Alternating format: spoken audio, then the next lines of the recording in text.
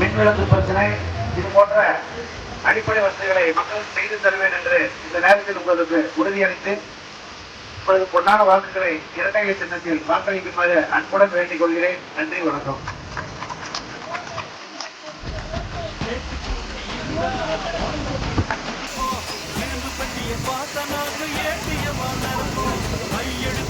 வாக்காளர் பெருங்குடி மக்களே, மறவாதீர், தேர்தல் நாள் 23/4/2026.